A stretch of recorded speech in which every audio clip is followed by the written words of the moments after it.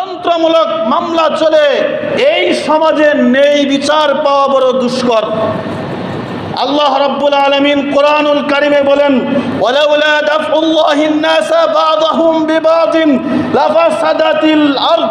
আল্লাহ রাব্বুল আলামিন এই জায়গায় ওয়াদা করেছেন, কোন ব্যক্তি যদি জুলুম করে, কোন শাসক যদি জুলুম করে, তাকে আল্লাহ রাব্বুল আলামিন তার ক্ষমতা থেকে টেনে নামাইবেন, মানুষের মাধ্যমেই মানুষকে নামাইবেন।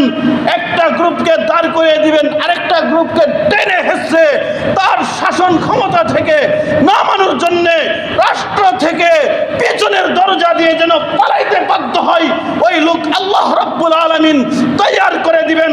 এটা আল্লাহ রাব্বুল আলামিনের ওয়াদা। আল্লাহ রাব্বুল আলামিন বলেন, এই কাজটা না করলে লাফাসাদাতিল আরদ, এই জমিনে ফিতনা ফাসাদে ভরে যাবে, জমিনে খুন খারাপি ভরে যাবে, এই জমিনে এমন কোন খারাপ কাজ নাই যেই কাজ হবে না। এজন্য আল্লাহ রাব্বুল আলামিন ওয়াদা করেছেন, যখন কোন শাসক গোষ্ঠী জুলুম করবে, মানুষের মাধ্যমে তাকে আমি আল্লাহ রাব্বুল আলামিন তার ক্ষমতা থেকে টেনে হেসে নামিয়ে দিব। আল্লাহ নামাইছে না? আল্লাহ পাক টেনে হেসে নামিয়ে দিয়েছেন।